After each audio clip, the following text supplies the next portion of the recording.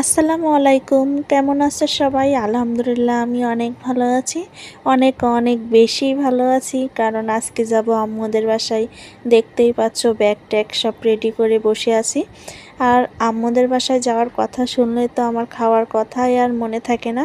এটা আমার না, সব মেয়েদেরই মনে হয় এমনই হয়। বাবার বাড়ি যাওয়ার নাম শুনলে খাওয়া-দাওয়া সব কিছুই ভুলে যাই। তো আমার শাশুড়ি আম্মু বলল যে, "তুমি কি সকালে খাবা না?" তো আমি বললাম, "হ্যাঁ, তাই তো দেখো যাওয়ার আগে নাস্তা করে নিলাম পরোটা, আলু ভাজি আর একটা সিঙ্গারা ছিল। তো তাড়াতাড়ি করে খাওয়া-দাওয়া শেষ করে একবারে রেডি হয়ে বেরিয়ে পড়লাম। আর এই যে দেখো রিকশায় উঠে পড়লাম। আর এই যে এখানে আমি একটা অ্যালোভেরা গাছ, মানি প্লান্টের গাছ নিছি। আর সব ব্যাগপত্র নিয়ে এখন রিকশায় চড়ে যাচ্ছি আর মনে মনে কত আনন্দ যে লাগছে, কত ভালো লাগছে। কতদিন পরে যে আম্মুদের বাসায় যাচ্ছি, দীর্ঘ ১.৫ মাস পরে আমি আম্মুদের বাসায় যাচ্ছি। অনেকের কাছে হয়তো মনে হইতে পারে যে খুবই অল্প টাইম, কারণ অনেকেই অনেক দেরি করেই যায় শ্বশুর বাড়ির থেকে বাবার বাড়ি, অনেকেই কেউ ১ বছর পরেও যায়, কিন্তু আমি তো প্রত্যেক মাসে মাসেই যাই। আমার না গেলে যেন শান্তি হয় না, ভালোই লাগে না। ১ মাস হয়ে গেলে কেমন জানি ফাঁকা ফাঁকা লাগে বুকের ভেতরটা, অনেক বেশি কষ্ট হয় আব্বু আম্মুর জন্য, ভালোই লাগে না কিছু। তো এই তো দেখো এখন চলে যাচ্ছি আম্মুদের বাসায়। আর আব্বু তো বাহিরে ছিল, ১৩ বছর পরে আব্বু বাহির থেকে আসছে। আব্বু মালয়েশিয়াতে ছিল। তো আব্বুর সাথেও তো সেইভাবে সময় কাটানো হয়নি। আমি যখন 5-এ পড়ি তখন আব্বু চলে গেছে বিদেশে। আর এখন আমি শ্বশুরবাড়ি, এখন আব্বু আসছে বাসায়। তো আব্বুকে তো সেইভাবে পাইনি।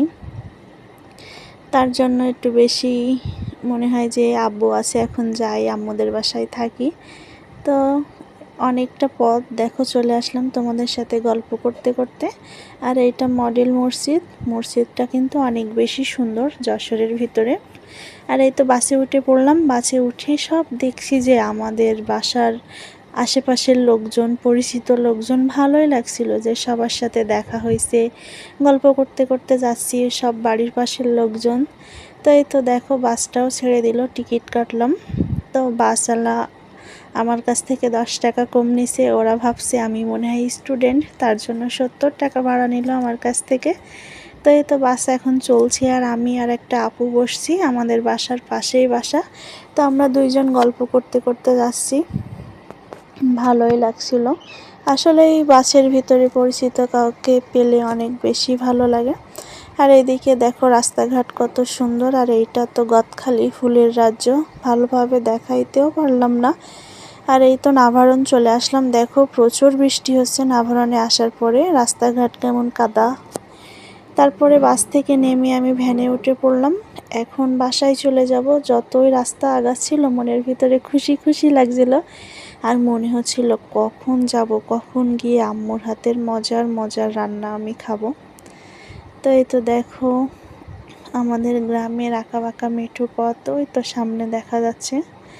আর এই যে রাস্তার পাশে খাল বিল দেখো সব পানিতে ভরে গেছে, কারণ প্রচুর পরিমাণে বৃষ্টি হচ্ছে এই কয়দিন ধরে একটানা। এরকম বৃষ্টি নাকি একটানা 3 মাস হবে। এই যে 1 সপ্তাহ বৃষ্টি 1 সপ্তাহ রোদ, এরকমই নাকি চলবে। তো ভালোই হবে আর কি, এই গরমের হাত থেকে তো বাঁচা যাবে। আর এই যে দেখো সব দিকেই পানি, রাস্তার দুই ধারেই। আর এত বেশি ভালো লাগছিল এই রাস্তাটা। দেখো তোমাদের কাছে কেমন লাগছে একটু কমেন্ট করে জানিয়ে তো, কত সুন্দর না?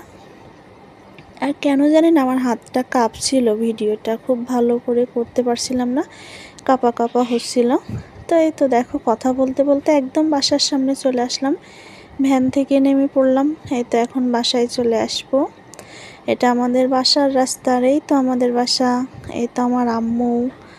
তো এখন আমার ঘরে ঢুকে পড়লাম, ব্যাগ ট্যাগ রাখবো, এখন খাবার খাবো। আর আজকে শুক্রবার ছিল, তো আব্বু মসজিদে গেছিলো নামাজ পড়তে। তো মসজিদে মনে হয় কেউ মিলাদ দিছিল, তো সেখান থেকে আব্বু খিচুড়ি নিয়ে আসছে। আর এই যে এখন ভাত খেতে বসে পড়লাম, আব্বু আমি আম্মু ভাই। ভুড়ি রান্না করছে আর কি। আর এখানে তানভীর দেখো গেম খেলছে, সে গেমের পাগল, গেম হইলে তার আর কিছুই লাগে না। আমি এখানে বসে আছি, দুপুরে খাওয়া দাওয়া শেষ করে অনেক বেশি গরম লাগছিল। তো একটু বাহিরে বসেছিলাম, মানে ডাইনিং রুমে আর কি। এখানটায় অনেক বেশি ঠান্ডা। তো তানভীর গেম খেলছিল, আমি আম্মু দুইজনে শুয়েছিলাম। তারপরে তো হঠাৎ বৃষ্টি শুরু হয়েছে। এই যে দেখো কি পরিমাণের বৃষ্টি হচ্ছে। তো ঠিক আছে, তোমরা সবাই ভালো থেকো, সুস্থ থেকো। আর ভিডিওটি কেমন লাগলো অবশ্যই কমেন্ট করে জানিও।